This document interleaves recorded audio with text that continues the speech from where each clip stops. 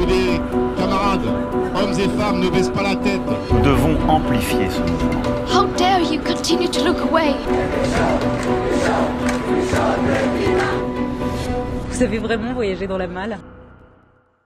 Je vous propose de nous déplacer direction la Chine, hein, qui poursuit des exercices militaires à côté de Taïwan. Que cherche à faire la Chine en simulant un bouclage militaire de l'île? La Chine a mené pendant 3 jours des exercices à tir réel dans le détroit de Taïwan pour simuler un bouclage de l'île. Donc non, c'est pas l'île, la ville de l'île, hein, c'est une île parce que Taïwan c'est une île. Le ministère de la Défense taïwanais annonce avoir détecté 11 navires de guerre et 59 avions chinois autour de l'île. Elles sont une réaction à la rencontre mercredi dernier de la présidente taïwanaise Tsai Ing-wen avec le président de la Chambre américaine des représentants Kevin McCarthy. Donc il y a la crainte d'une invasion chinoise de Taïwan, hein, qui est là. L'objectif selon les termes officiels est de simuler un bouclage de ce territoire de 23 millions d'habitants, une dimension très opérationnelle destinée à accentuer la pression sur le gouvernement indépendantiste au pouvoir à Taipei. Ce n'est pas la première fois que la Chine mène des manœuvres militaires dans le détroit de Taïwan, celle de l'été dernier avait même été beaucoup plus impressionnante après la visite à Taipei de l'américaine Nancy Pelosi. Au nom du principe d'une seule Chine, le régime communiste considère comme insupportable tout contact officiel entre Taïwan et les États-Unis, parce que la Chine, enfin le gouvernement chinois considère que Taïwan est une région autonome chinoise. Donc à chaque fois qu'il y a des occidentaux, mais essentiellement des américains, qui rencontrent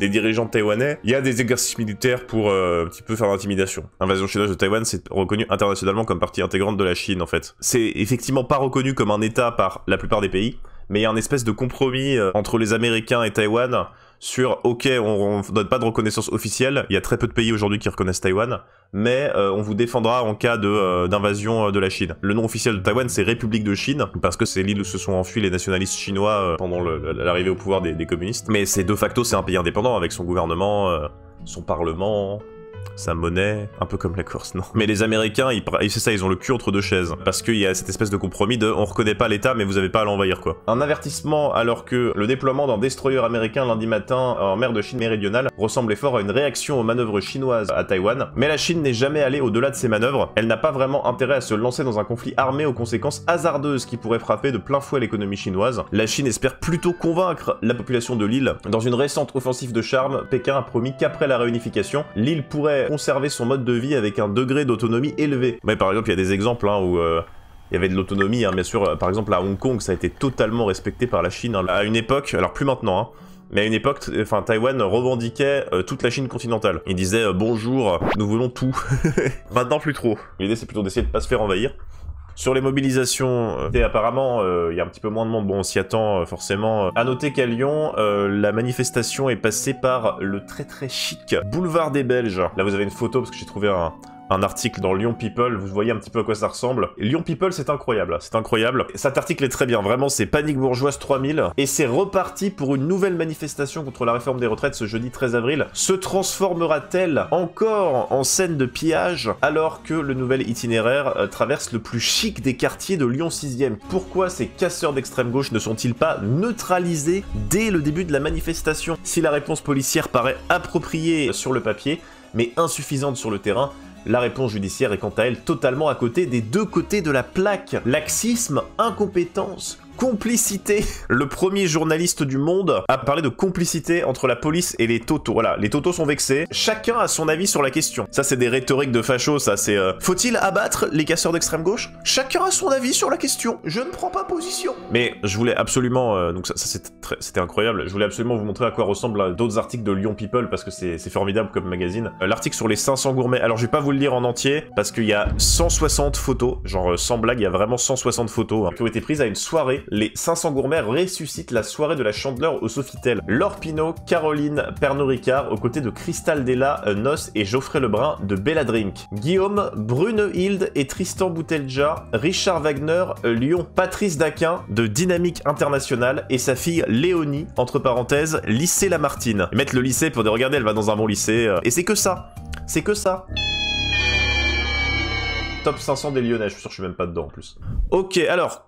Qu'en est-il de cette fameuse allocution? Pour tourner la page de la très contestée réforme des retraites, Emmanuel Macron a tenté lors d'une allocution à l'Elysée de fixer un nouveau cap à son exécutif à l'aide des 3 chantiers prioritaires, le travail, la justice et le progrès pour mieux vivre. Donc en gros il a dit la réforme, j'avoue c'est compliqué, Cependant, Osef, le président a formellement invité les organisations patronales et syndicales pour celles qui y sont prêtes à l'Elysée mardi 18 avril. L'objectif est de parvenir à un nouveau pacte de la vie au travail qui sera construit dans les semaines qui viennent par le dialogue social.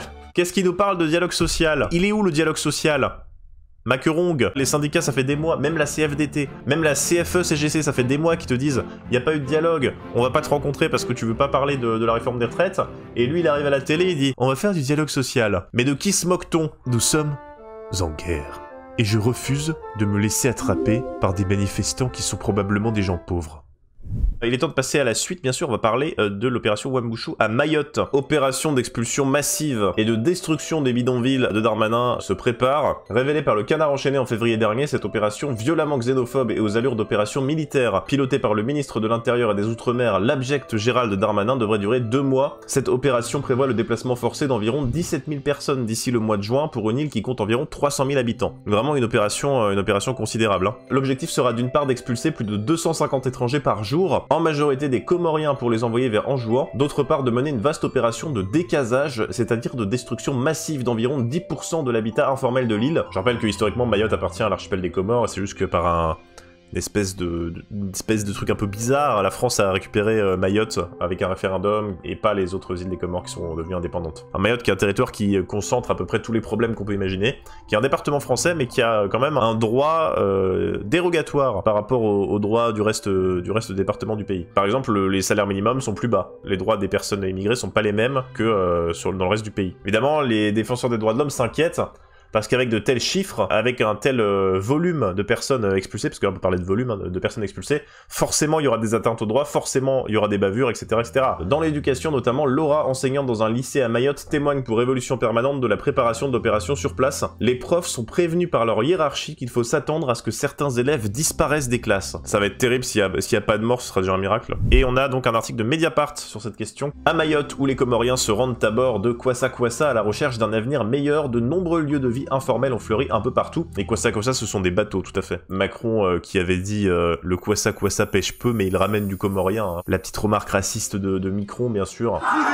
On voit l'émergence de maladies, notamment liées à l'eau, car même si les personnes parviennent parfois à accéder à l'eau potable, les conditions de transport ou de conservation de l'eau ne sont pas optimales. Les eaux stagnantes, comme dans le bidonville de Koungou, font que les maladies prolifèrent. On voit beaucoup de cas d'hépatite, de dengue ou de diarrhée. Là, on est dans un département français, hein, je vous rappelle toujours. Est-ce que cette forte vulnérabilité pousse certains à tomber dans la délinquance, conduisant certains acteurs à faire un lien direct entre immigration et délinquance? C'est une question intéressante. Les choses se sont dégradées en l'espace de quelques années à Mayotte. En 2011, les gens pouvaient encore faire un barbecue et rester dormir à la plage. Entre 2000 et 2010, les gens pouvaient circuler dans Mamoudzou sans risquer de se faire agresser. Donc effectivement, il y a toujours eu de l'immigration comorienne à Mayotte.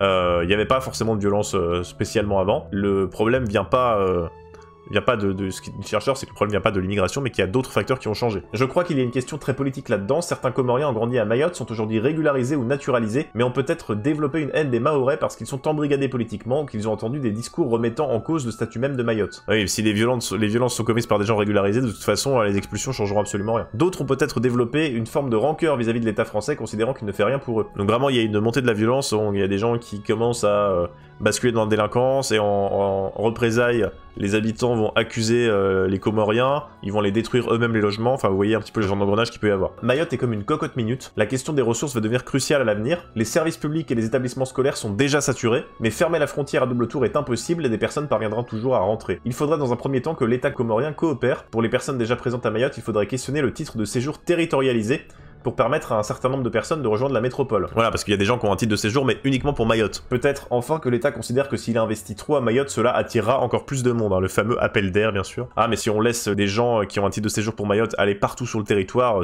il va y en avoir partout, ils vont venir partout. C'est l'argument habituel, quoi, vous le connaissez. Mais les Comores ont refusé lundi l'accostage d'un navire transportant une 60aine de personnes. Le représentant de l'État a dit espérer reprendre rapidement les rotations de bateaux vers l'île comorienne d'Anjouan, parce qu'il y a des accords entre les Comores et la France. La France donne de l'aide au développement, mais les Comores doivent accepter de prendre en charge les personnes qui sont expulsées de Mayotte. Le préfet de Mayotte, Thierry Suquet, a pourtant affirmé que ce n'était pas des personnes expulsées de Mayotte, mais des gens qui partaient en vacances aux Comores ou qui y allaient pour le travail. Donc le préfet a menti déjà sur la nature du premier bateau avec des gens expulsés, en disant que c'était des touristes. Et les Comores ont dit non, mais on les accepte pas, c'est des expulsés. Près de lui, Malidé, 36 ans, observe ses vêtements couverts de terre et refuse qu'on le photographie ainsi. considérant être trop sale. Installé à Mayotte depuis 7 ans et originaire de Moroni aux Comores, le père de famille dit s'être senti obligé de démolir lui-même sa maison et de quitter les lieux. Vous vous rendez compte, les gens ils habitent quand même depuis 4, 5, 6, 7 ans, parfois plus de 10 ans à ces endroits. Et en fait, ils se retrouvent du jour au lendemain à détruire leur maison parce que le gouvernement est venu, ils ont marqué leur maison avec un numéro en disant vous avez jusqu'à telle date. Et en fait, au final, ils leur proposent pas de solution de relogement et ils se retrouvent à dormir dehors. C'est le vice-président du conseil départemental de Mayotte. C'est délinquant, c'est voyou, c'est terroriste. Il faut, à un moment donné, il faut peut-être en tuer. Je pèse mes mots. Il faut peut-être en tuer. Voilà. Donc on en est à ce niveau-là. Vraiment, parce que le mieux qu'on puisse espérer, c'est qu'il y ait des personnes qui meurent pendant l'opération, parce que là, vu le niveau de violence et les discours...